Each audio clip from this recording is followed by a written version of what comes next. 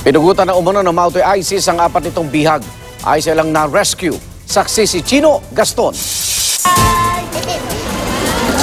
Saglit na mga ngiti at pagdiriwang dahil sa Idil Fitir o pagtatapos ng Ramadan. At emosyonal na mga panalangin.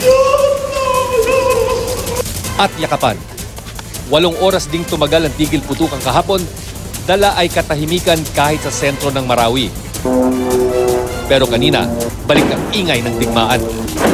Sunod-sunod ang airstrike sa 4 na barangay na hawak pa ng Mautoy ISIS. At sa frontline ng militar, isang mortar o bomba ang bumagsak. Buti na lang, di ito sumabog. Ang good news, may impormasyon ng AFP na nag-aaway na sa pera, gamit at kontrol ang mga Mautoy na lahing Maranao at mga Abu Sayyaf na lahing Tausug. May mga sumuko na rin daw at gustong umalis. We have reports that they have executed their own fighters. Okay? So yun yung mga... And that is a manifestation of a crumbling, divisive leadership.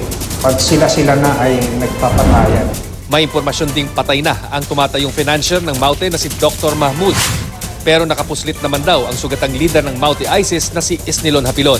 Ang mga yan, inaalam pa ng militar kung totoo.